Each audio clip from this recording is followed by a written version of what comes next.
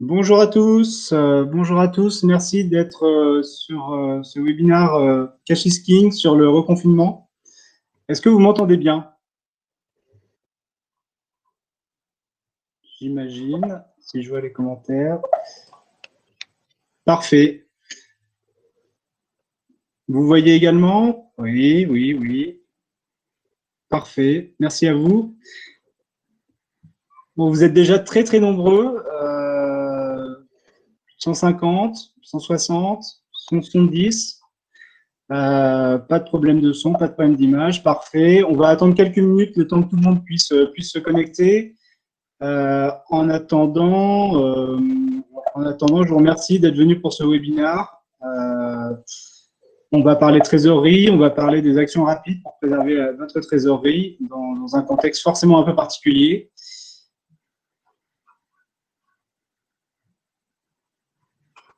Je regarde, vous êtes maintenant presque 180. Bonjour à tous. Bonjour Julie, bonjour Romane, bonjour Sindil.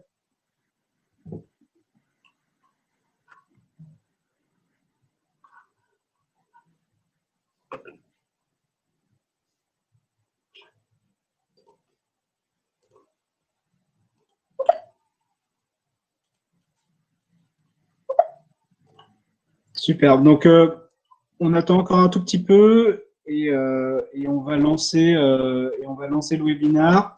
J'espère que vous allez tous bien.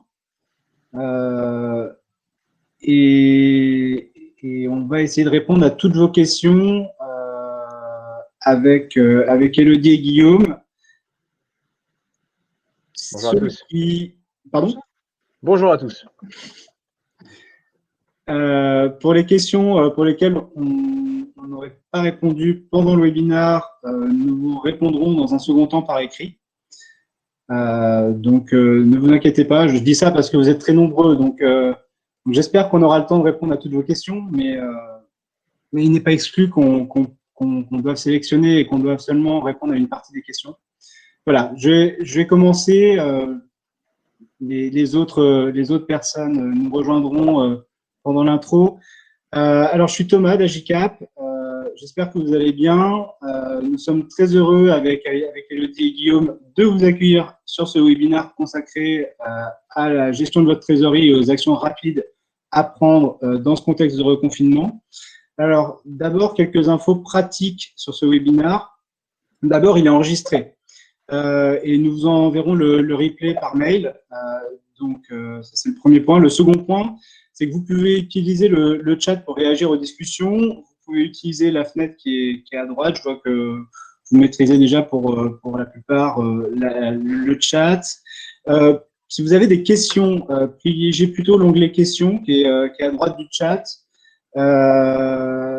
Et nous, on répondra seulement aux questions qui seront posées dans les questions, pas dans le chat. Voilà. Vous pouvez poser vos questions. Vous pouvez liker également les questions pour faire remonter les questions qui vous paraissent les plus intéressantes et celles auxquelles vous avez envie qu'on réponde. Ce webinaire est donc consacré et donc organisé par Agicap. Pour ceux qui ne connaissent pas, un mot sur Agicap. Agicap, c'est un outil d'aide à la décision pour les dirigeants et DAF de TPE et PME. Il vous permet de gagner du temps et de gagner en efficacité en vous permettant de suivre votre trésorerie en temps réel, de réaliser des prévisionnels, de faciliter également le reporting et la collaboration avec les équipes. Il s'intègre également avec vos outils, par exemple les outils de facturation, et il vous permet de personnaliser des scénarios d'évolution de votre trésorerie. Nous avons aujourd'hui plus de 3000 clients en France et désormais également en Allemagne. Et si vous voulez en savoir plus, je vous propose d'aller sur le site agicap.com. Agicap, lors du dernier confinement, lors du premier confinement, a créé Cash is King. Cash is King, c'est quoi? C'est une communauté d'experts de la gestion de trésorerie. C'est une communauté d'entraide entre entrepreneurs, dirigeants et également entre experts qui s'entraident et qui apportent et qui se donnent des solutions pratiques et opérationnelles sur leur secteur d'activité. Donc, c'est un lieu de partage. Nous avons un Slack avec de nombreuses discussions sectorielles, fonctionnelles également, que ce soit sur la trésorerie, mais également sur des thèmes plus loin comme la gestion RH. Je vous invite dès maintenant à rejoindre, pour ceux qui ne l'ont pas déjà fait, Cachisking, la communauté, au lien qui est sur cette page-là. Ce support vous sera envoyé également après ce webinaire. Voilà.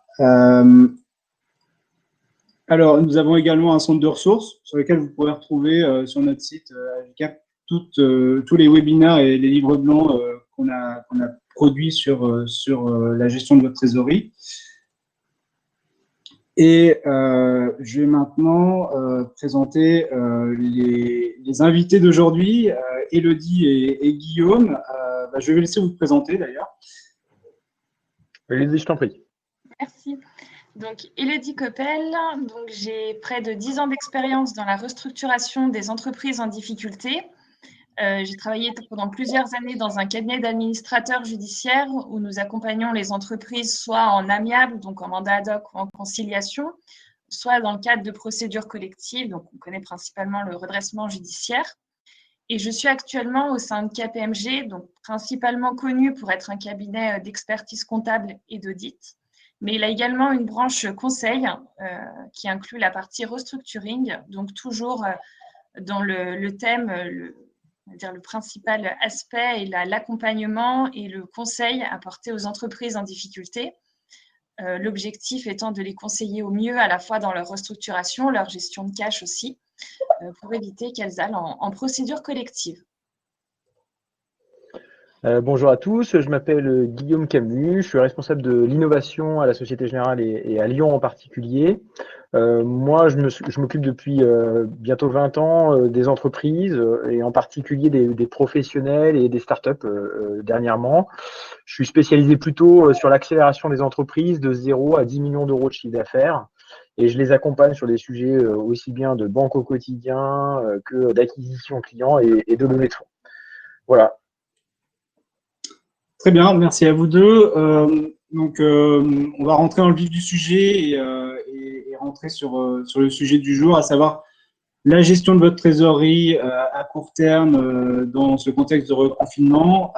La priorité, avant de pouvoir revenir à une activité plus normale, on l'espère le plus vite possible, c'est de pouvoir sauver sa trésorerie à court terme.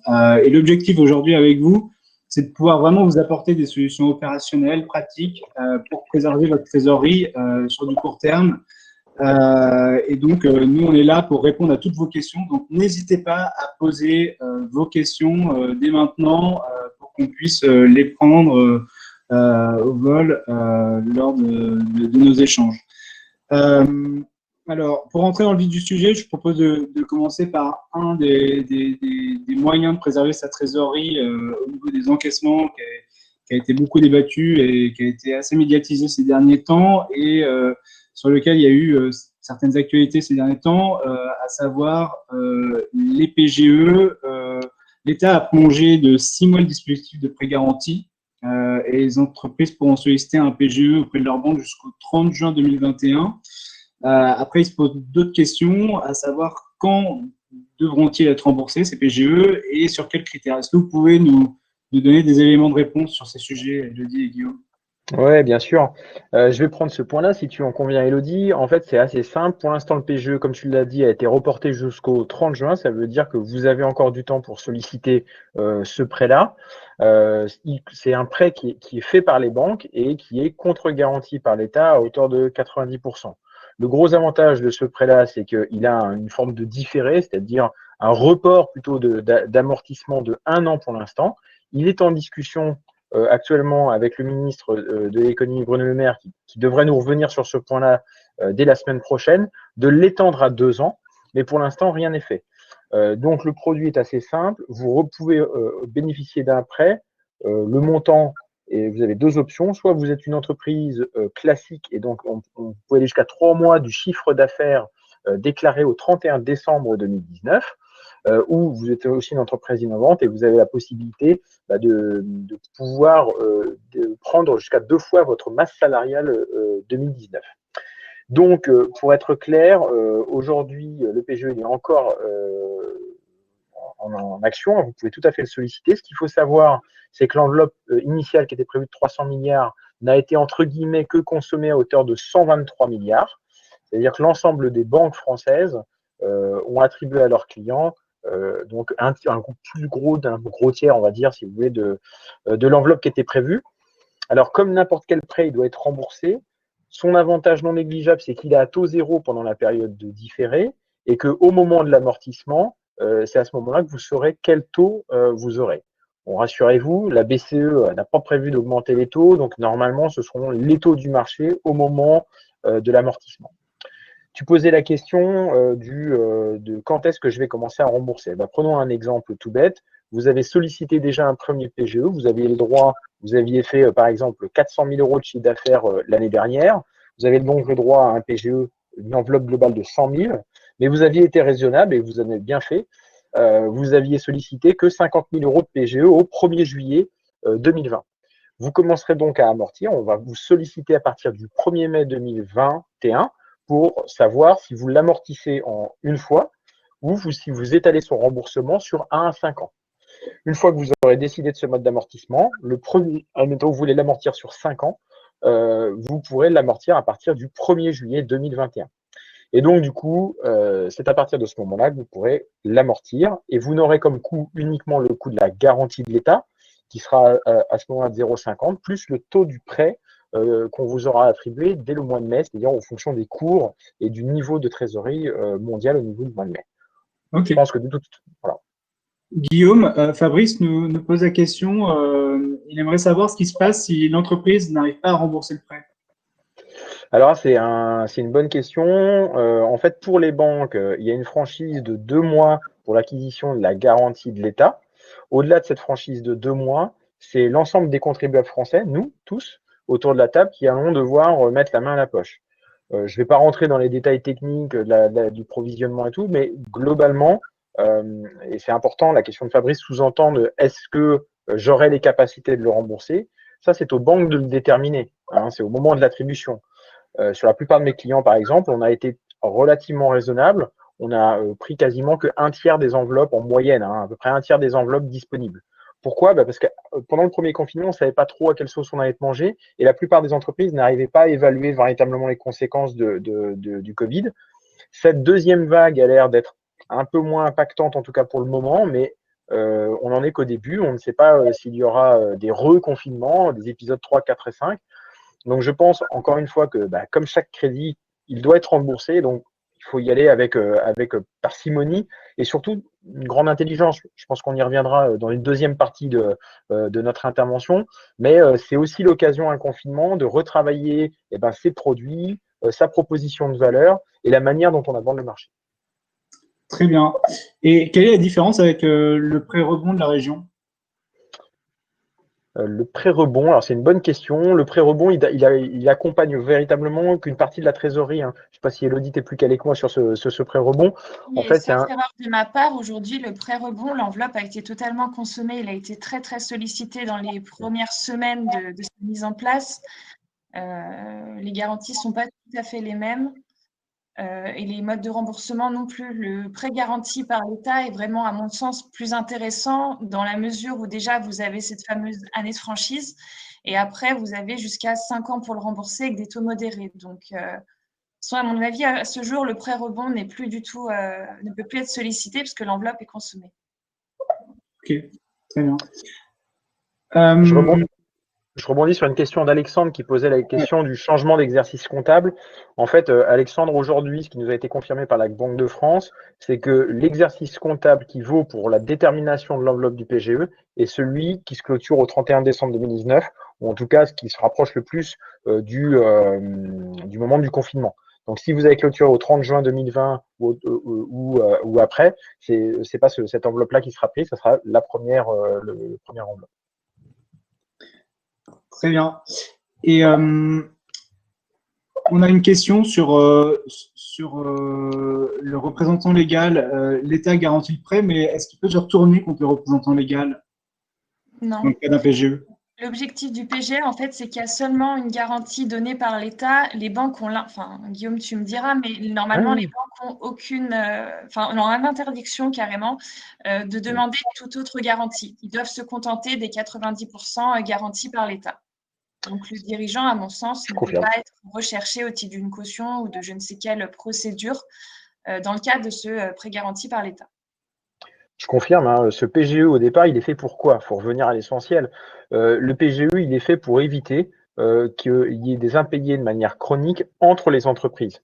Puisque ce qu'on peut le plus à craindre en fait dans un confinement ou même dans une crise de ce type-là, c'est que vous-même, en tant que chef d'entreprise, vous vous disiez bah, ce fournisseur-là, je vais décaler le paiement, je vais pas le régler tout de suite, et que tout le monde fasse ça, et qu'au final, plus personne ne se paye. Donc du coup, à un moment donné, ce qu'il faut faire, c'est pouvoir avoir de la liquidité et avoir une trésorerie suffisante pour pouvoir continuer à régler ces engagements qui ont été pris. Et donc, du coup, c'est pour ça qu'a été fait le PGE. Après, sur la partie garantie, tu l'as très bien expliqué, Elodie, seule la garantie de l'État compte, puisque c'est l'État qui veut absolument faire tourner son économie à juste titre. Très bien. Didier nous pose la question, pour une entreprise qui s'est créée en septembre 2019, quel montant de PGE peut être demandé? Est-ce que le montant est variable selon la date de création de l'entreprise? Si elle s'est créée au 31 décembre 2019, ce qui va être compliqué pour Didier, c'est Ouais, de prouver, enfin d'avoir un bilan qui soit arrêté. Je pense qu'après, forcément. les banques, entre guillemets, sont intelligentes. Hein. Si vous venez nous consulter avec un bilan qui sera clôturé au 31 décembre 2020, selon toute vraisemblance, bon, bah, je pense que votre conseiller bancaire est en capacité de se dire, bon, bah voilà, on va s'adapter à la situation. Après, je sais qu'il y avait une disposition qui prévoyait que pour toutes les entreprises qui ont été créées après le 1er janvier 2019, la base, c'était la masse salariale France estimée sur les 2 premières années d'activité. Donc, Ouais, il y a des dispositifs, effectivement. basé Donc, sur des prévisions, vos prévisions voilà. Ouais. sur les années à venir. Guillaume, tu parlais du délai de 2 ans. Oui. Muriel nous posait la question de savoir si un PGE qui a été obtenu lors du premier confinement rentre dans ce délai ou non. Et est-ce qu'on peut refaire une demande lors du second confinement? Alors, je vais reprendre deux notions que Muriel nous évoque. La première, c'est ce fameux report de 2 ans d'amortissement ou de remboursement. Pour l'instant, il n'est pas validé. Hein, qu'on soit clair, pour l'instant, on est sur un report d'1 an encore qui est officiel. Et si, je reprends mon exemple de tout à l'heure, vous avez le droit à une enveloppe globalement de 100 000 euros de PGE, que vous en avez consommé 50, vous pouvez tout à fait refaire un deuxième. Et si vous en exprimez le besoin. Donc là-dessus, il n'y a pas de sujet. Très bien. Et si l'entreprise n'est pas en capacité de rembourser le PGE, les conséquences, c'est quoi? C'est la liquidation? Évidemment, c'est des conséquences qui sont assez négatives. Peut-être qu'Elodie, tu peux entrer un peu plus dans le détail. Oui, alors si l'entreprise ne peut pas rembourser son PGE, on peut penser qu'elle a d'autres difficultés de trésorerie et qu'elle a d'autres dettes qu'elle ne peut pas honorer, pardon. Donc, je l'invite fortement à se rapprocher du tribunal de commerce qui est là pour accompagner et aider les entreprises, à voir éventuellement s'il est encore possible de faire quelque chose en amiable, donc avec un mandat ad hoc, une conciliation, donc quelqu'un qui va être désigné, un mandataire de justice qui va être désigné, qui va entreprendre des négociations avec les créanciers de la société. Après, le PGE, pour moi, c'est quelque chose qui est exigible, donc je ne sais pas avoir.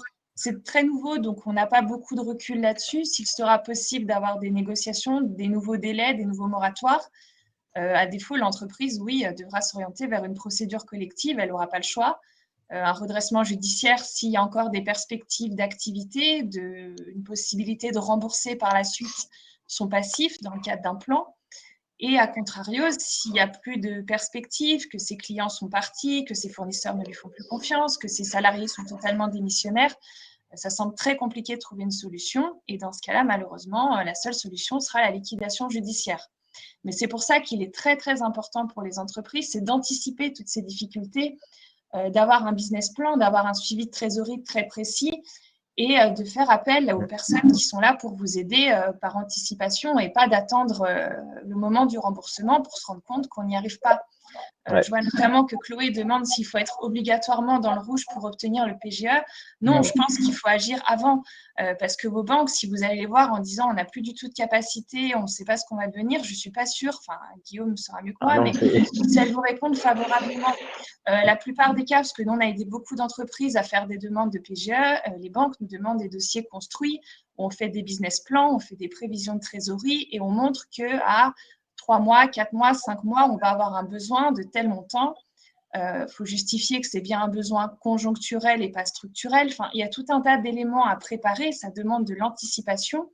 et surtout de montrer que voilà, on a un creux à un moment donné lié à la crise, lié au Covid, mais qu'on a des capacités de rebondir en montrant les perspectives aussi que l'on a. Donc, je pense que c'est une grave erreur d'attendre d'être dans le rouge pour agir. Il faut anticiper et avoir utilisé toutes les mesures qui sont mises en place et dont on vous donnera le contenu tout à l'heure. Je vais rebondir, Elodie, sur ce que tu évoques. En fait, il y a 3 éléments qu'un banquier est censé vous demander quand vous faites une demande de PGE. D'abord, c'est votre bilan 2019 pour pouvoir déterminer l'enveloppe de prêt, évidemment. Le deuxième, il va vous demander un prévisionnel pour toutes les raisons que vous a sollicité Elodie, c'est-à-dire en gros, mais qu'est-ce que tu vas faire demain, comment t'anticipes, si tu es un simple commerçant, est-ce que tu as mis en place le click and collect, comment tu peux anticiper l'avenir. Et donc, c'est avant tout ça, et on y reviendra dans une deuxième partie, qui en tout cas mérite pour moi d'être pris. Et puis le troisième point, c'est mais pourquoi je sollicite un PGE? Parce que avant tout, je le rappelle encore une fois, c'est un prêt, tout prêt doit être remboursé, et qu'à un moment donné, il va devoir falloir le rembourser. Que le plus dur pour une entreprise, et surtout une petite, c'est le mur de cash. Et le mur de cash, c'est quoi? C'est j'ai contracté un prêt et finalement je me rends compte que mon activité ne se développera pas autant que je le souhaite et je ne serai pas en capacité de le rembourser. Bon, ça s'anticipe évidemment. Et puis gardez en tête que le PGE, c'est avant tout un prêt de trésorerie. Donc, c'est de l'argent qui est non affecté. Vous pouvez en faire ce que vous voulez. C'est et un avantage et un inconvénient. C'est-à-dire que vous pouvez en faire ce que vous voulez. C'est-à-dire que vous pouvez choisir de le flécher vers des activités de reprise économique. On n'est pas encore intervenu sur toutes les mesures de réduction du cash burn, et ça, on va y venir. Mais en tout cas, c'est important de pouvoir anticiper l'avenir. Ouais. Ok. Je crois qu'on n'a pas encore répondu à la question de Gabriel. Est-ce que le pré-rebond est censé pouvoir être mis en parité avec un PGE? Il n'y a pas de lien entre les deux. Il n'y a pas de lien du tout. C'est deux choses qui sont différentes. Vous pouvez accumuler d'autres aides que le PGE. Ce n'est pas parce que vous avez recours au PGE que ça coupe court à toutes les autres aides et à tous les autres prêts. Il faut les solliciter, voir si on vous répond favorablement ou pas. Mais j'insiste sur le fait que pour moi, le pré-rebond, aujourd'hui, l'enveloppe, elle est épuisée. Donc, elle est terminée. Il faudra vous retourner vers d'autres aides que celle-ci.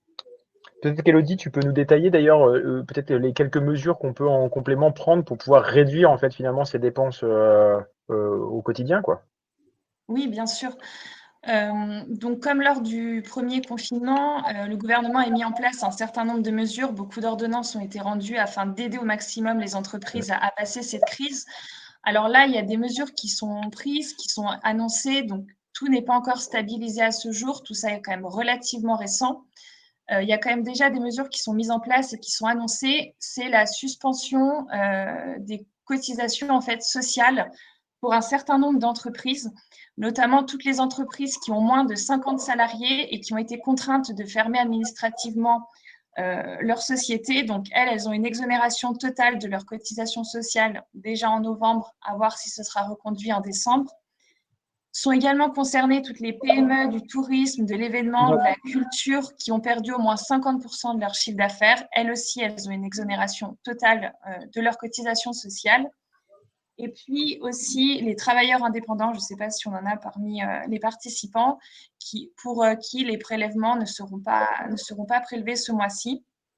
En sachant que vous pouvez, toutes les entreprises peuvent bénéficier de cette suspension des cotisations, même si elles avaient déjà des dettes au préalable liées on va dire, au premier semestre 2020.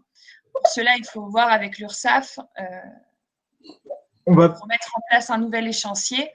Et d'après le gouvernement, l'URSSAF pourrait même accepter certains abandons pour les entreprises qui ont réellement des difficultés et qui ne sont pas en mesure de régler leurs charges. Donc ça, à voir sous quelles mesures et quelles conditions ça va être accepté.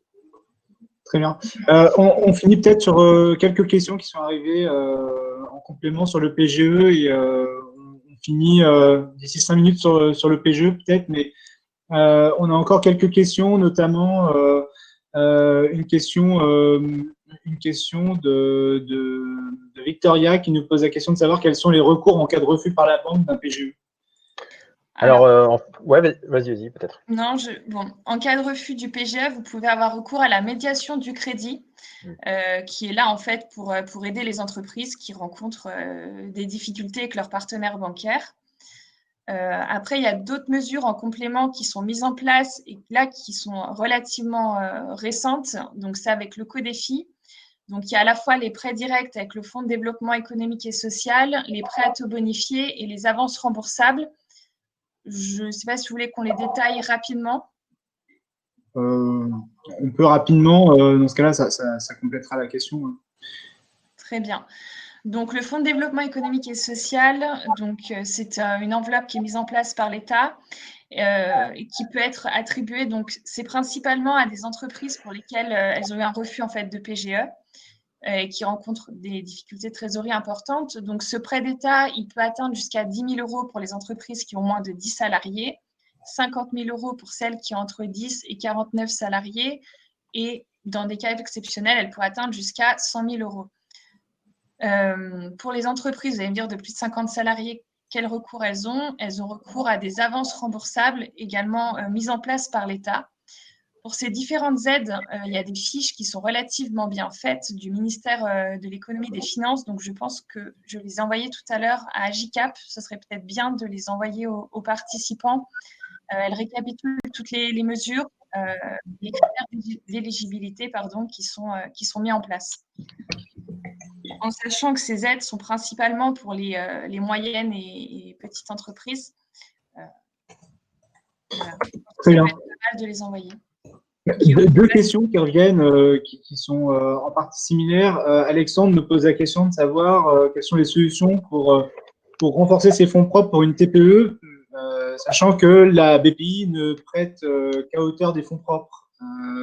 Quelles sont les solutions pour les TPE? Et Jean-Michel nous pose également la question de l'existence ou non d'un PGE pour les micro-entreprises. Une question qui revient un petit peu… Alors, je réponds d'abord à la micro-entreprise. Évidemment, en fait, les PGE sont ouverts à toutes les entreprises françaises. Après, évidemment, une micro-entreprise qui ne ferait que 10 000 € de chiffre d'affaires, bon, l'impact d'un PGE est quand même très, très limité. Et encore une fois, c'est un prêt qui doit être remboursé. Bref, pour revenir de manière plus large sur le renforcement des fonds propres, ça, c'est une vraie bonne question. Il y a deux choses quand même qu'il faut voir, c'est que globalement, les entreprises françaises, aujourd'hui, sont en train de passer la crise, bon an, mal an, avec une trésorerie qui reste correcte.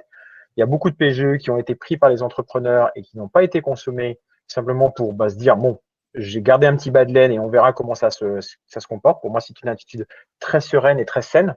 Et après, ce qu'il faut voir, c'est qu'il n'y a pas de fléchage à proprement parler du PGE. Si par contre, vous n'arrivez pas à renforcer vos fonds propres, qu'est-ce qu'on peut faire? C'est quoi les fonds propres? C'est votre apport personnel. Donc, la banque, elle veut bien tout faire, mais si vous n'êtes pas propriétaire quelque part de votre entreprise, elle va avoir du mal à vous prêter. Deuxièmement, il y a aussi de la love money. On peut toujours faire, alors sauf dans les affaires personnelles, mais on peut toujours faire une augmentation de capital et refaire rentrer un petit peu de famille. Alors, on peut aussi parler de crowdfunding, mais c'est pas le lieu ici. Et je pense que vous êtes tous des entreprises existantes, ça a moins de sens aujourd'hui. Quoique, si vous lancez un nouveau produit, il y a quand même pas mal de boîtes. Moi, je pense à des agriculteurs qui en ce moment lancent pas mal d'espaces de crowdfunding là-dessus. Donc, c'est assez innovant et je trouve que ça peut être intéressant. En tout cas, vous pouvez aussi avoir recours à des prêts d'honneur qui sont des fois faits par un certain nombre d'associations d'entrepreneurs pour pouvoir renforcer ces fonds propres en fonction de votre objectif que vous avez. Voilà. D'accord. Vincent nous pose la question, Guillaume, de la prise en compte du ratio d'endettement global d'une entreprise. Dans quelle mesure ce ratio d'endettement a été pris en compte par les banques dans l'instruction des PGE? Et s'il y a un seuil acceptable, je pense que Vincent est intéressé. Alors, c'est vrai que globalement, on peut dire que, alors, il y avait des règles dans l'orthodoxie bancaire. On essayait d'éviter d'endetter trop les entreprises avec des règles de 1 pour 1, c'est-à-dire 1 en haut de bilan et 1 en bas. Bon, ces règles-là ont un peu volé en éclats avec la crise. Et en tout cas, les banquiers, pour compléter ce que disait tout à l'heure Elodie, les banquiers n'ont quasiment pas refusé de PGE. On est à moins de 1% de refus de PGE. Et on a refusé à des entreprises qui, de toute façon, allaient déjà mal avant la crise et qui ne l'auraient pas passé.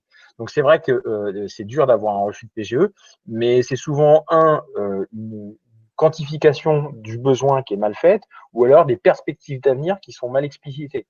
En gros, l'ensemble du pool bancaire n'a pas intérêt à ce qu'il y ait une entreprise qui tombe, puisque ça ferait des effets dominos qui seraient désastreux pour l'économie. Donc, les banques se sont toutes entendues et c'est pour ça qu'elles ont réagi en moins de 15 jours lors du premier confinement et qu'elles sont toutes ouvertes en ce moment. Tous les banquiers sont à l'œuvre, ils sont dans les agences, avec des mesures évidemment d'éloignement, mais tout le monde est à son poste pour pouvoir répondre à vos demandes. De toute façon, n'hésitez pas à le solliciter. Si vous avez un premier refus, c'est peut-être que vous avez mal explicité la demande et dans ces cas-là, travaillez avec votre banquier. Ce qui est sûr aussi, c'est que du moment où vous avez un compte bancaire dans une banque, vous pouvez le solliciter. Je voulais passer une question tout à l'heure sur les néobanques. Effectivement, vous avez vite réalisé que néobanque était un mauvais terme, entre guillemets, puisque toutes ces néobanques sont avant tout des services de paiement, d'encaissement à distance, mais ce ne sont pas des banques qui n'ont pas le droit d'octroyer du crédit. Et ça, c'est un statut un peu particulier. Donc, du coup, une néobanque ne peut pas faire de PGE. Donc, vous pouvez tout à fait aller voir une banque, on va dire plus traditionnelle, mais en tout cas qui a un pignon sur rue et qui pourra délivrer du prêt. Dans la mesure où votre projet est structuré et que l'avenir que vous nous décrivez est positif, il n'y a pas de raison à proprement parler à ce qu'il y ait un refus, un, d'ouverture de compte et deux, derrière, de PGE. Très bien. Alors, sans dévoiler le secret de la relation client chez KPMG ou la SOG, Didier nous pose la question de savoir si dans vos plans de trésorerie à court et moyen terme que vous voyez passer, vous prévoyez une reprise post-Covid à quelle date? Ça, c'est la question, Madame Irma. C'est un peu compliqué, mais est-ce qu'il y a un consensus ou un début de réponse sur cette question? Jusqu'où on peut se projeter. Non, mais c'est une question qui est extrêmement intéressante et c'est une question qui a plein de sens. Moi, ce que je vois passer, c'est un peu particulier parce que je travaille beaucoup avec des startups, donc leurs prévisions, je peux vous dire que on les sabre en ce moment, mais elles sont déjà très importantes. Ce qu'il faut savoir, c'est qu'il y a quand même, et là peut-être qu'Élodie, elle pourra nous en donner son point de vue, mais il y a deux secteurs qui sont vraiment très touchés évidemment en ce moment, c'est le tourisme et la restauration. Donc bon, là pour ces domaines-là, il va falloir se dire que vraiment les plans de trésorerie vont être massacrés, quoi. Donc les prévisions, elles vont pas être bonnes. Par contre, globalement, ça ne touche que 3% du PIB. On estime, et ça c'est l'organisme français de prévision globalement des indicateurs économiques, qui nous disait ce midi, on estime que la récession va être de l'ordre de 9%. Donc c'est un montant important. Mais c'est pas en Italie il sera de 12 et en Espagne il sera de 10. On fait partie entre guillemets des zones économiques les plus touchées. Pourquoi? Eh bien justement parce que la restauration et le tourisme font partie des secteurs les plus importants de notre économie. Donc ça veut dire aussi potentiellement que si 2021 le confinement est moins important ou en tout cas sur lequel les mesures d'assouplissement seront plus importantes, le rebond peut être d'autant plus important. Et ça aussi, c'est un élément qu'il faut tenir compte. Ça peut tout à fait être aussi un élément très positif. On prend moins 9 cette année, mais peut-être que l'année prochaine, on prendra plus 9 si globalement l'économie se comporte beaucoup mieux. On le sent d'ailleurs dans les intentions clients et dans les intentions des consommateurs. On sent qu'il y a quelque chose où les gens ont envie de se lâcher. Et on se retient tous parce qu'on est tous bien élevés et qu'on reste chez soi en confinement. Mais potentiellement, 2021 peut être une très bonne année également. Très bien. Une question sur les dividendes. Est-ce qu'il est possible, c'est une question qui revient souvent, est-ce qu'il est possible de verser des dividendes en 2020 si on a obtenu un PGE? Dividende égale résultat net positif. Donc, il faut faire un résultat net positif et le PGE est indépendant de ça. Enfin, de mon point de vue, Élodie, peut-être que tu as… Par contre, ouais, pour le PGE, il n'y a pas d'incidence. Par contre, si vous avez bénéficié d'autres aides de l'État, par exemple l'activité partielle, que vous n'avez pas réglé vos charges sociales, fiscales, vous avez demandé des étalements à ce sujet, l'État a interdit en fait le versement de dividendes cette année aux actionnaires. Donc, à voir si vous avez bénéficié d'autres aides ou pas. Mais en tout cas, si c'est le cas, normalement, vous ne pouvez pas verser de dividendes à vos actionnaires cette année. Merci. Une question qui fera plaisir à Guillaume sur la banque digitale. Est-il possible de passer d'une banque digitale à une banque physique pour pouvoir bénéficier d'un PGE dans cette période? J'y ai répondu tout à l'heure en fait, mais effectivement c'est tout à fait possible. Il faut juste avoir un compte dans une banque traditionnelle. Par exemple chez Société Générale sur le marché des pros, on le fait assez régulièrement parce que du coup on veut pas pénaliser quelqu'un qui aurait été full digital. C'est une très bonne idée d'être full digital, mais il y a plein d'outils maintenant dans toutes les banques et pas que chez SG qui font des super outils de banque à distance et qui vous permettront de bénéficier du PGE. Je vous propose de passer à d'autres problématiques que le PGE. On a pas mal de questions qui arrivent également sur la partie décaissement et notamment sur l'URSSAF. Alors, je ne sais pas, est-ce que vous avez des compléments d'abord sur les encaissements, les subventions, les aides publiques, avant de passer au report de charges sociales et à ce qu'on peut réduire au niveau dépenses? Est-ce que vous avez des compléments? Alors, peut-être avant de réduire le niveau de dépenses, au niveau des encaissements, il y a le fonds de solidarité qui est réactivé. Donc, il s'adresse, du fait d'un nouveau décret là, qui est paru début novembre, principalement aux entreprises qui ont moins de 50 salariés et qui ont fermé administrativement. Pour ces entreprises-là, elles pourront avoir une aide mensuelle qui va jusqu'à 10 000 €, donc ce n'est pas négligeable. Sont également concernées toutes les entreprises qui ont moins de 50 salariés, qui ne sont pas forcément fermées, mais qui ont une perte d'au moins 50% de leur chiffre d'affaires. Donc ça, c'est de manière générale. Elles pourront avoir une aide jusqu'à 1 500 €. Donc ça correspond à l'aide qu'il y avait lors de la première vague de confinement. Et puis aussi toutes les entreprises, donc le secteur dont Guillaume parlait tout à l'heure, qui sont principalement touchées, donc tout ce qui est tourisme, sport, culture, qui elles ont perdu au moins 50% de leur chiffre d'affaires. Elles aussi pourront prétendre à une aide qui va jusqu'à 10 000 €. Donc voilà pour le fonds de solidarité qui, lui, est bien réactivé, remis en place pour pallier à cette difficulté. Très bien. Tu avais des compléments, Guillaume? Non, je trouve que c'est parfait. Merci, Elodie. Donc, je vous propose de passer à la partie réduction des dépenses, à ce qu'on peut faire pour réduire ces dépenses en ce moment et sur du court terme. Une première question de Thomas. Avez-vous des informations concernant les aides de l'URSSAF, les aides de paiement, les aides sur les cotisations prélevées durant le Covid? Alors là, il y a une suspension des aides, des cotisations, pardon, excusez-moi. Là, au mois de novembre, pour les entreprises qui n'arrivent pas à payer, mais il faut quand même pouvoir le justifier, hein, bien sûr. Il faut faire une demande auprès de l'URSSAF. Et ce que je disais tout à l'heure, il y a une exonération totale pour les entreprises qui ont moins de 50 salariés et qui ont dû fermer, qui sont fermées administrativement. Et aussi pour les entreprises toujours du tourisme, du secteur de la culture, du sport, qui ont perdu 50% de leur chiffre d'affaires. Elles ont également une exonération totale au mois de novembre. Et après, le décret est paru? Pardon? Le décret d'exonération est paru déjà? J'ai pas vu le décret pour l'instant, mais c'est des annonces et c'était confirmé sur le site de l'URSSAF, donc je ne vois pas pourquoi il ferait demi-tour, surtout que les entreprises déclarent et sont prélevées maintenant. Donc voilà, par contre, pour les entreprises, il faut quand même bien faire votre déclaration. Mais après, bien sûr, vous pouvez ne pas payer et demander un étalement par la suite, comme ça a été fait durant le premier semestre 2020. D'accord. Sophie nous demande si il s'agit seulement, en termes de report, il s'agit seulement des cotisations de l'URSSAF et de la retraite, mais où ça peut aussi concerner la mutuelle et la prévoyance. Alors, c'est URSSAF retraite, mutuelle prévoyance. Je n'ai pas vu disposition là-dessus et je ne vois pas trop comment ce serait possible dans la mesure où c'est des besoins dont les salariés ont besoin immédiatement. Donc, pour ma part, je pense que c'est uniquement les cotisations salariales patronales et la retraite éventuellement. Mais prévoyance et mutuelle, je pense qu'il n'y a pas de disposition là-dessus. Je n'ai rien vu du moins pour l'instant. D'accord. Toute autre question sur les activités partielles. Les demandes d'activités partielles sont-elles rétroactives comme celles du premier confinement?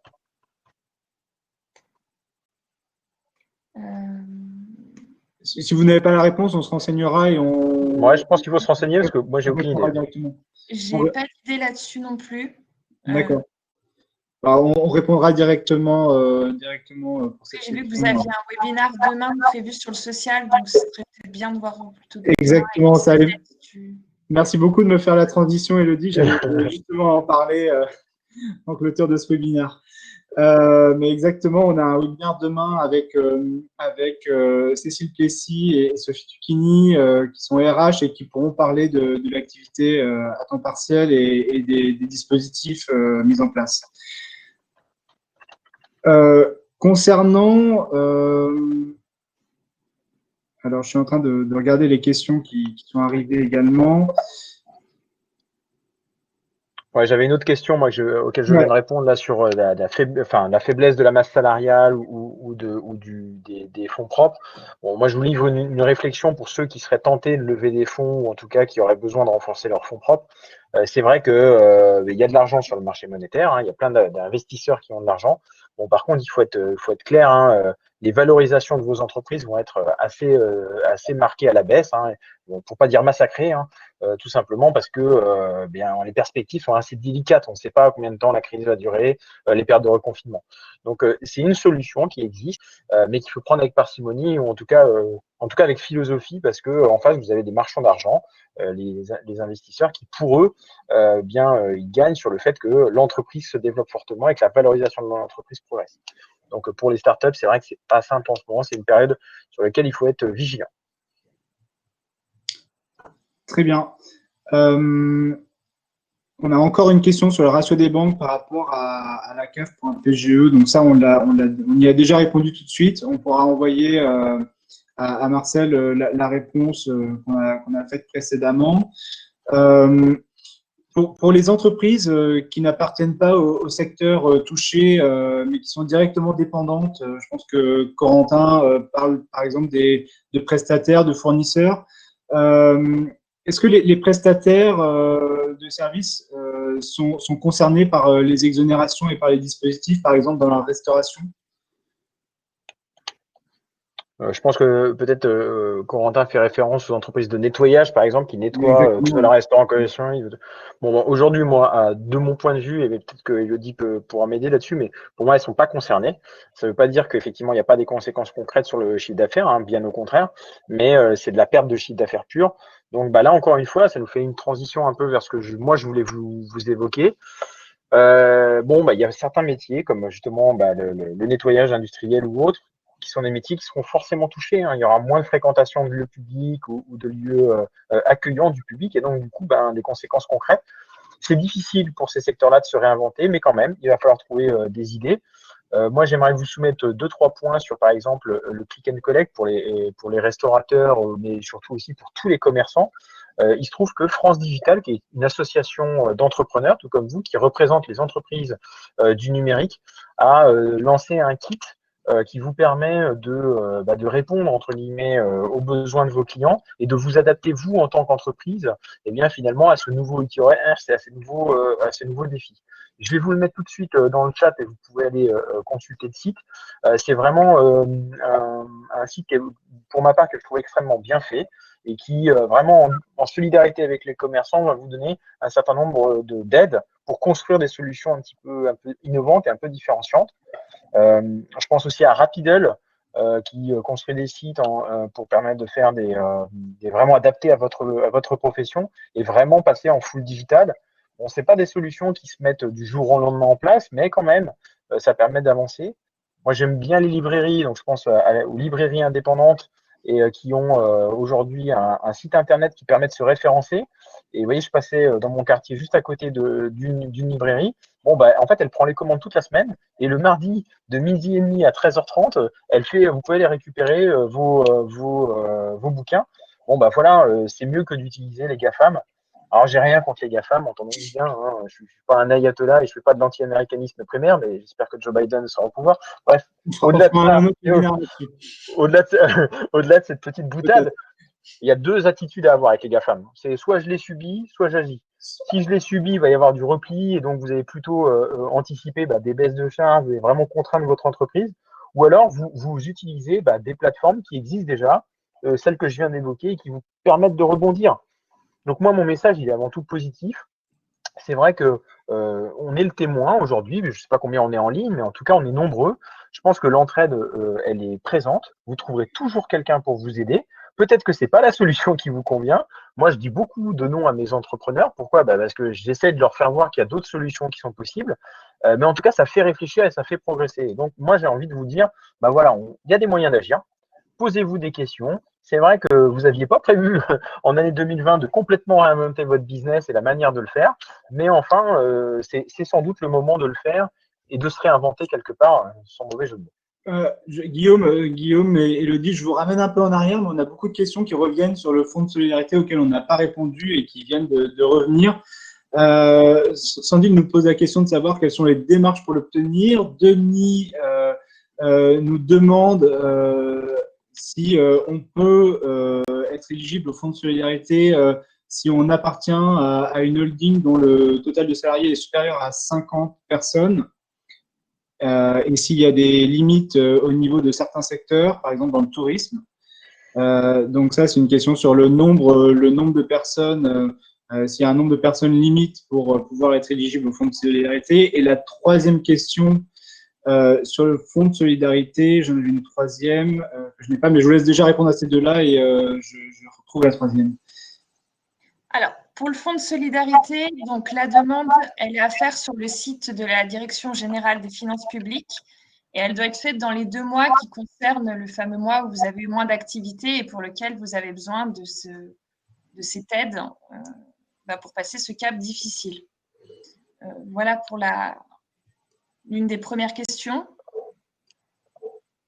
Pour la deuxième, concernant une éventuelle limite sur le nombre de personnes, c'est Denis qui nous dit que pour le fonds de solidarité, sauf erreur de sa part, il ne faut pas appartenir à une holding dont le total de salariés est supérieur à 50 personnes. C'est ça. Donc, en fait, c'est un dispositif qui est ouvert à toutes les entreprises déjà de principe, enfin de base, qui ont moins de 50 salariés. Lors de la première phase de confinement, c'était même interdit totalement aux holdings. Et là, ils l'ont ouvert, mais il faut qu'en effet, dans le groupe total dans lequel il y a cette holding, il y ait moins de 50 salariés. En fait, il faut répondre aux critères au niveau global de la société holding et de ses filiales, en fait. Très bien. Donc, c'est vrai qu'en effet, il faut moins de 50 salariés. Mais les holdings, maintenant, ils sont éligibles. Très bien. Et je complète avec la troisième question, celle de Sylvain, qui demande sur quelle base on peut démontrer la perte de CA pour l'éligibilité au fonds de solidarité. Alors, je ne sais pas quelle est l'activité alors je ne sais plus si c'est David le prénom, mais en tout cas, c'est simple, hein. Voilà, Sylvain, il suffit de prendre en fait les années précédentes. Si vous avez un chiffre d'affaires qui est relativement stable sur les années précédentes, c'est assez simple de prouver que vous avez eu une baisse. Ou alors, en fonction des prévisions qui ont été faites, on peut aussi se dire, globalement, toutes les entreprises ont bien vu que la courbe au mois d'avril et mai, elle était vraiment au plus bas de ce qu'on pouvait attendre. Donc, de toute façon, on arrive assez facilement à le prouver. Ce qui est plus difficile, des fois, c'est quelles sont les mesures, les conséquences qui ont été mises en place. L'entrepreneur sait à peu près quelles ont été les conséquences et on ne demande pas en tant que banquier un chiffre vraiment à la virgule près. Par contre, ce qu'on demande, c'est que l'enveloppe soit demandée de manière raisonnable. Pourquoi? Parce que tout simplement, encore une fois, il va falloir le rembourser cet argent-là et que vous n'êtes pas là, enfin, on n'est pas là pour vous creuser votre propre tombe. Pour tous, enfin, Elodie est mieux placée que moi pour répondre à cette question-là, mais c'est pas facile de liquider une entreprise. Donc, si on peut la sauver et si vous avez une stratégie pour ça, on est là pour en discuter et vous accompagner à le faire. C'est ça. Il ne faut pas hésiter à faire deux business plans mensuels. Celui de base avec le chiffre d'affaires que vous aviez prévu de réaliser en début d'année quand vous avez fait, ou même fin d'année dernière, votre business plan. Et puis celui à ce jour en disant, voilà, moi, mes clients, je sais pas, je suis dans l'automobile, mes prévisions de commande de pièces, elles sont divisées par 2. Donc, je pensais faire, je sais pas moi, 100 000 ce mois-ci. Du coup, je redescends mon business plan à 50 000 et encore, je suis pas sûre de l'atteindre. Ça permet de montrer à votre banque ce que vous aviez initialement prévu, qui était atteignable et qui était en accord avec ce que vous aviez fait par le passé, et de montrer qu'à ce jour, avec la crise et toutes les conséquences qu'il y a, vous en êtes bien loin et qu'à ce titre, vous allez avoir un creux de trésorerie qui va se manifester 1, 2, 3, 6 mois et que pour cela, vous avez besoin d'une aide de votre banque, enfin, de vos partenaires bancaires. Je réponds à une question qui est en live justement un peu là-dessus sur le décalage, le remboursement en fait des échéances de prêts. Il y a eu une suspension de l'ensemble des partenaires bancaires pour 6 mois qui a été faite à partir de avril de 2020. Aujourd'hui, pour l'instant, il n'est pas prévu de redécaler. Pourquoi? Tout simplement puisque vous avez tous bénéficié de ce report de crédit et puis la banque s'était engagée sur une certaine durée, donc ça veut dire qu'à chaque fois sur les crédits les plus importants, il faut renégocier directement sur les marchés le montant de ces crédits. Donc, c'est pas forcément très simple. Donc, pour l'instant, il n'y a encore pas ces mesures-là qui ont été prises. Peut-être que d'ici, Bruno Le Maire et puis d'autres banquiers vont me faire mentir d'ici 24 ou 48 heures. C'est le risque d'évolution d'une crise, mais pour l'instant, elles ne sont pas encore en œuvre. Mais je pense avant tout que oui, le PGE, c'est un prêt qui est vraiment fait pour aussi amortir ses contre-coups. Et ce que vient de vous dire Elodie, très vrai. Faites des prévisionnels, vous avez Agicap à votre disposition qui vous permet de voir quel est le niveau de rémunération auquel vous pouvez attendre et justement nous prouver que voilà, il y a un petit creux, c'est pas forcément beaucoup, mais en tant que bon gestionnaire, vous préférez prévenir que guérir et c'est ça qui compte pour nous.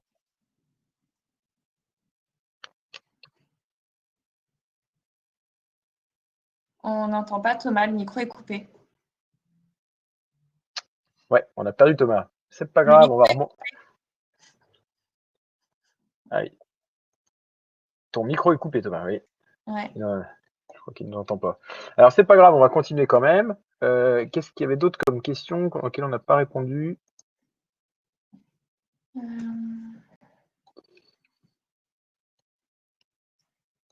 On a fait pas mal. On en a fait pas mal. Donc, encore une On fois, peut peut-être revenir sur une aide concernant les loyers. On n'en a pas parlé, qui peut être c'est vrai qu'on intéressante. oui, on n'a pas parlé des loyers. Donc là, en effet, le gouvernement a annoncé qu'il y aurait éventuellement un crédit d'impôt qui serait mis en place Oui. pour tous les bailleurs, donc que ce soit des bailleurs privés, des bailleurs publics, personnes physiques, personnes morales, il n'y a pas de distinction, pourront bénéficier d'un crédit d'impôt de 30% si elles accordent au moins un mois d'abandon de loyer à leurs locataires Ouais. entre les mois d'octobre et de décembre 2020. Voilà. L'objectif de cela, je pense, c'est principalement d'aider les entreprises en leur faisant bénéficier d'au moins un mois de gratuité de loyer. Et puis, pour le bailleur, il n'est pas totalement perdant parce que certes, il aura un mois de loyer en moins, mais qui sera compensé par ce fameux crédit d'impôt de 30%. Donc, au lieu de perdre 100%, par exemple, d'un mois de loyer, il en perdra 70%. Ça permet d'atténuer un petit peu la baisse. Donc voilà, c'est une aide qui est en cours, hein, c'est étudié actuellement par le Parlement et ça devrait paraître dans le prochaine loi de finances. Donc à voir si c'est confirmé, mais a priori, c'est bien parti pour. Voilà, je suis de retour, j'ai eu un problème technique. Ça arrive. On peut enchaîner avec peut-être la question de l'or. Est-ce que les banques ont prévu de suspendre les crédits? Alors, c'est celle que je répondais pendant ton petit intermède technique. Oui, Ah, pardon. effectivement. Alors, on l'a déjà fait pendant 6 mois, ce qui était beaucoup plus long que finalement que le premier confinement, tout simplement parce que on anticipait le fait que la reprise, on savait pas nous-mêmes si la reprise allait être là. Il se trouve que cet été, ça s'est quand même plutôt pas mal passé, pas pour toutes les professions, mais globalement, il y a eu un rattrapage. Il n'est pas total par rapport aux 2 mois de confinement qu'on a eu, mais il y a eu un rattrapage quand même. Et donc, du coup, potentiellement, le report de 6 mois par rapport à 2 mois de fermeture, bon, les entrepreneurs sont plutôt gagnants pour le moment, en tout cas en termes de trésorerie. Mais encore une fois, le PGE va arriver pour ceux qui en ont déjà pris le remboursement, c'est-à-dire 75% des entreprises ont pris un PGE, le remboursement arrive dans les 6 mois à venir. Donc, il faut être vigilant et vraiment ménager sa trésorerie. Laure pose également la question de savoir si comment on peut savoir si le fonds de solidarité sera plus proche de 1 500 ou de 10 000 euros de subvention, j'imagine. Est-ce qu'on peut anticiper le montant Moi, je ne sais pas. Oui, alors les 1 500 euros, c'est pour les entreprises qui n'ont pas déjà eu l'obligation de fermer de manière du fait d'une fermeture administrative. Et ça ne concerne pas aussi les entreprises du tourisme, de l'événement, de la culture qui ont perdu au moins 50% de leur chiffre d'affaires. Donc c'est pour toutes les autres sociétés qui ont perdu 50% du chiffre d'affaires, mais qui ne sont ni des entreprises pour lesquelles il y a une interdiction d'accueil au public, ni des entreprises du secteur du tourisme, de l'hôtellerie, café, restaurant, etc. Pour toutes les autres sociétés. Et après, les 10 000 euros, ça dépendra de la perte de chiffre d'affaires, du pourcentage de perte de chiffre d'affaires. Donc, plus il est important, plus l'entreprise pourra tendre vers les 10 000 euros, moins il est important, plus elle sera près des 1 500. Très bien, très clair. Alors, je reprends le relais des questions. Si elles ont été posées pendant mon incident technique, n'hésitez pas à me couper. Noémie nous pose la question de savoir si on peut être aidé pour la création d'un site internet. Ça revient un petit peu à la question de Fabrice également, qui dit que des fonds ont été annoncés pour faciliter la digitalisation des entreprises. Qu'en est-il de ce volet-là? Tu en as déjà un petit peu parlé, Guillaume. Ouais, tout à fait. En fait, Bruno Le Maire a annoncé le 30 octobre dernier 100 millions d'euros. Donc moi, je crois que c'est vraiment intéressant pour tout le monde. Tout le monde qui est autour de la table peut se poser cette question-là. Aujourd'hui, il dit qu'en gros, il y a une entreprise sur 3 qui est digitalisée et lui, il veut accélérer cette chose-là. Donc le kit que je vous ai envoyé peut vous permettre de vous poser cette question-là. Et en gros, le débat se situe sur comment on peut faire vraiment pour pouvoir faire passer son entreprise au 21e siècle, j'ai envie de dire quelque part. Je vous remets l'article qui était de l'usine digitale parce que c'est intéressant et ça vous permettra de vous faire vous-même votre propre avis. Les questions, elles sont nombreuses, c'est-à-dire quels sont les choix que je dois faire, quelles priorités je dois faire. Vous avez plein de personnes pour vous aider. L'écosystème du digital est très bien fait et marche à 100% à distance, donc de toute façon, n'hésitez pas à le solliciter. Moi, de mon point de vue, c'est toujours la même chose. Vous voyez, la banque, c'est pas un métier très compliqué, à vrai dire, c'est des plus et des moins. Donc, il faut, voir comment je peux assurer mes plus. C'est-à-dire, est-ce que je fais du click and collect? Est-ce que je peux encaisser directement en ligne? Pour 30 € par mois aujourd'hui sur n'importe quelle banque, vous appelez votre banque, elle vous met en place une solution digitale. Et vous l'avez dès demain en fonctionnement. Vous assurez en tout cas tout ce qui peut se servir de rentrée et de recette. Et puis après, et c'est ce qu'on évoquait avec Elodie, regardons un petit peu ce qu'on a aujourd'hui et ce qu'on dépense. Donc on peut faire des reports de charges, on peut faire un certain nombre de choses, mais sur le fond, qu'est-ce qu'on fait sur les charges externes? C'est-à-dire, vous voyez, ce fameux truc que votre comptable ne vous explique jamais, tous les abonnements que vous avez, tous les éléments sur lesquels on peut se poser la question, est-ce que j'en ai encore une utilité? Est-ce que je peux pas améliorer ça? Est-ce que je peux m'en passer? Bon, bah ça, c'est des vraies questions que vous devez vous poser en tant que chef d'entreprise. Et au contraire, le passage et les 100 millions qui sont proposés par Bruno Le Maire, pour moi, c'est une vraie opportunité pour vous de vous poser, pourquoi pas d'échanger avec des entreprises qui sont spécialisées dans la transformation, regarder comment on peut améliorer votre produit, regarder comment on peut le vendre mieux et par quel dispositif on peut le faire. Je termine juste ce petit point sur les plateformes. Vous le savez, il y a plein de freelances, je suis sûr, qui sont avec moi en ligne. Bon, bah, il y a plein de plateformes qui existent. Aujourd'hui, je pense à La Ruche qui dit oui, je pense à plein de choses qui existent, qui vous permettent de vendre différemment.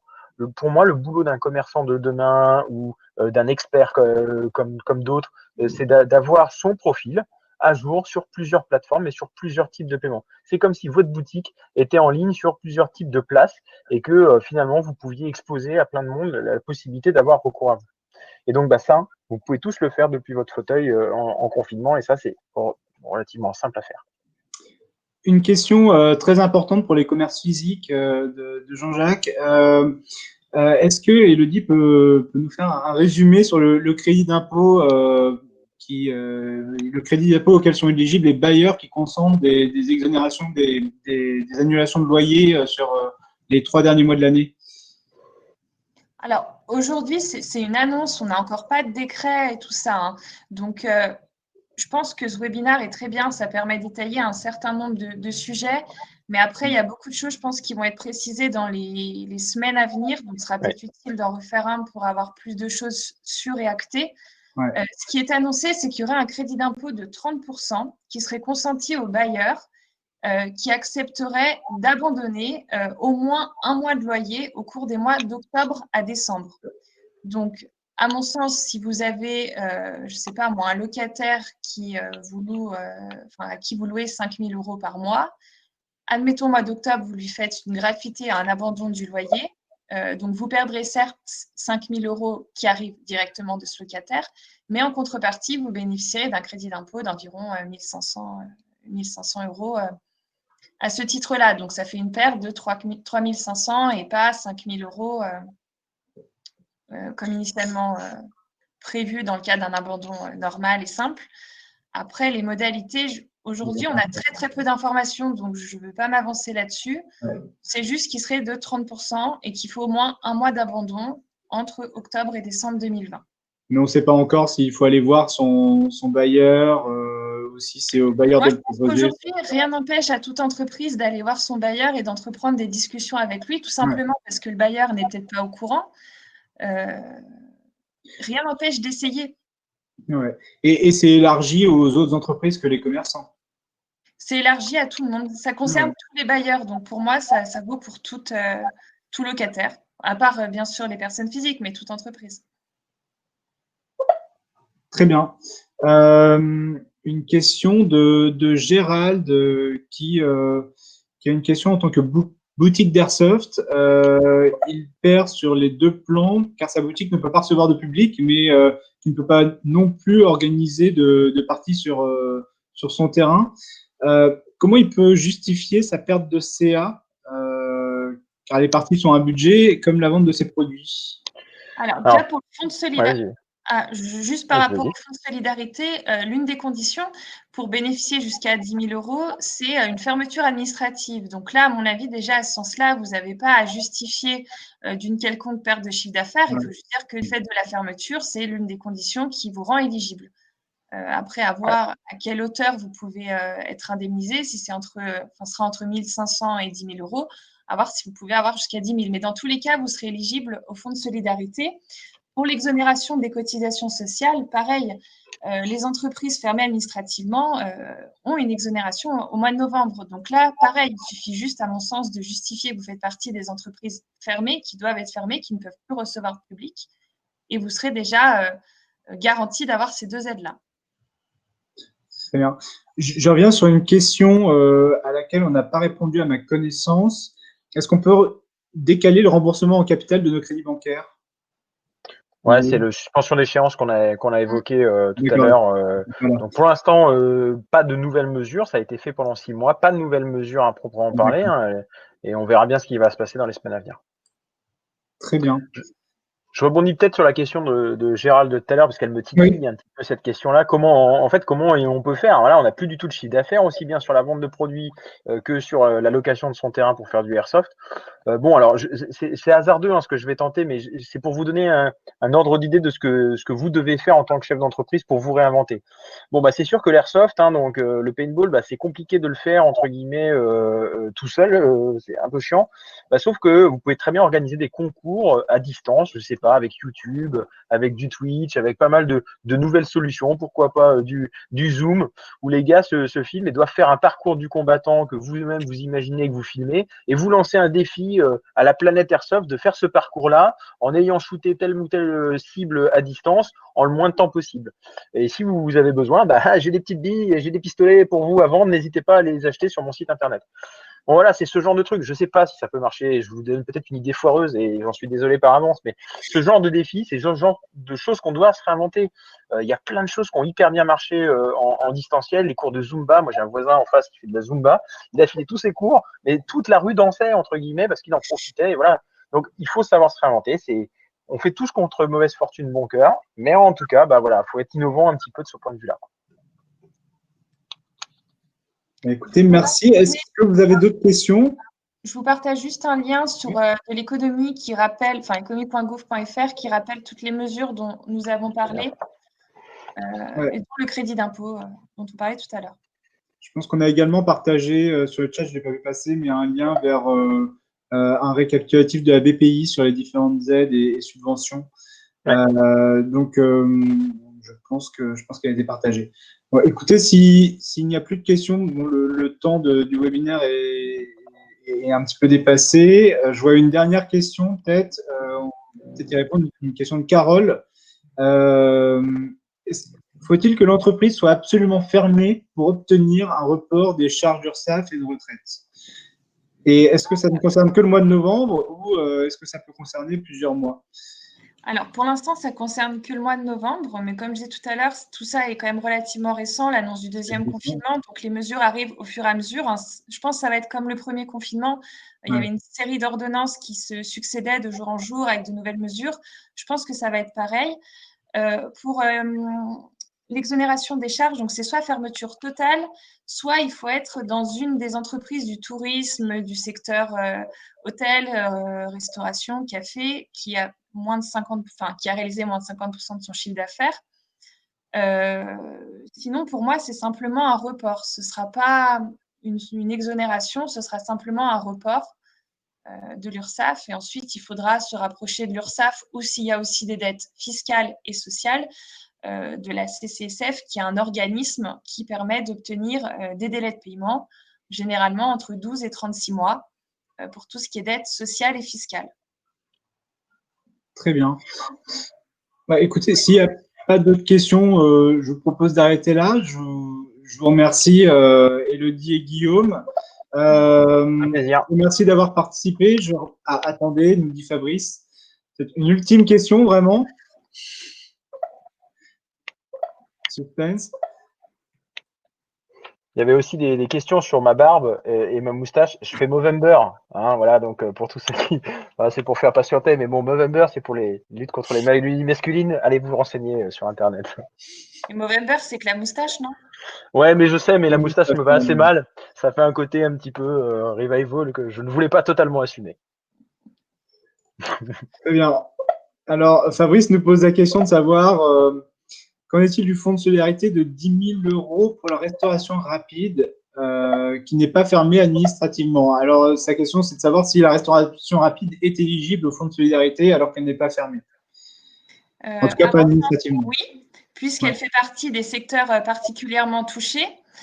Après, je pense qu'il ne sera pas forcément éligible au plafond 10 000 €, puisque la somme versée va dépendre en fait de la perte de chiffre d'affaires. Donc, s'il est ouvert, on peut penser qu'il n'aura pas une perte de 100%.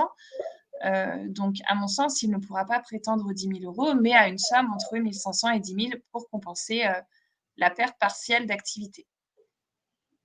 D'accord. Tout ça, on n'a encore pas de décret, hein, donc pour l'instant, c'est encore assez. Il n'y a pas trop de précision là-dessus, quoi. On sait qu'il est mis en place, mais après, les pourcentages, je pense que ce sera à voir directement avec la direction des finances publiques quand vous faites votre demande auprès de ce service.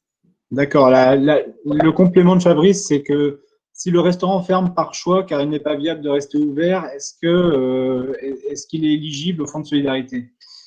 Je ne pense pas que la direction des finances publiques va regarder pourquoi vous fermez, Oui. si c'est parce que vous êtes dans une commune où il y a le couvre-feu ou si c'est parce que vous, comme vous l'indiquez, vous pensez que vous gagnez plus à être fermé qu'à être ouvert. Ouais. Donc, je ne pense pas qu'il y a de conditions là-dessus. Il faut juste justifier de la perte de chiffre d'affaires et faire votre demande auprès du service de la Direction générale des finances publiques et voir si vous pouvez prétendre à la somme maximale. Mais je pense que c'est vraiment que pour les 100%, une fermeture totale de l'activité. D'accord. Et Jean-Paul a une ultime question. Il voulait savoir si une entreprise qui n'est pas fermée administrativement, officiellement, mais dont les clients, eux, sont fermés, donc ne sont pas là, par exemple dans le B2B, est-ce qu'elle peut être éligible aux aides et sur quelle base de CA? C'est pareil, si ses clients ne sont pas ouverts, forcément, il aura moins de demandes, donc nécessairement une baisse de chiffre d'affaires. Donc, à mon sens, c'est ce qu'on disait tout à l'heure, il faut justifier que vous avez perdu votre chiffre d'affaires, donc soit par rapport à votre exercice précédent, soit comme on l'expliquait avec Guillaume, montrer quel était votre business plan en début d'année, ce que vous prévoyez de faire en 2020 et ce qu'il en est à ce jour pour justifier que vous faites bien moins que ce que vous aviez prévu et peut-être étayer en expliquant un petit peu qui sont vos clients et aujourd'hui en justifiant que ces personnes-là sont fermées et que malheureusement, si vous n'avez pas de demande, vous ne pouvez pas faire de chiffre d'affaires. Très bien. Je vous propose qu'on s'arrête là. Je vous remercie. Merci beaucoup, Élodie. Merci beaucoup, Guillaume, d'avoir participé à ce webinaire. Merci à tous les participants pour leurs questions et pour leurs interventions.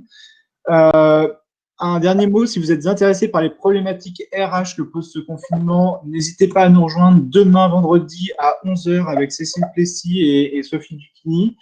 On parlera des bons réflexes à adopter dans cette période, à la fois en termes de posture managériale à distance, mais également sur les sujets administratifs et juridiques que pose la gestion RH dans cette période.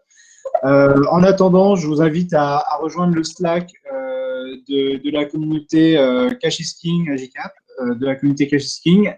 On vous enverra le lien dans le support qu'on va vous envoyer suite à ce webinaire. Vous pouvez également rejoindre la communauté Cash is King sur LinkedIn. Je vous remercie à tous et portez-vous bien. Merci. Au revoir. Merci à tous. Au revoir à tous. Au revoir.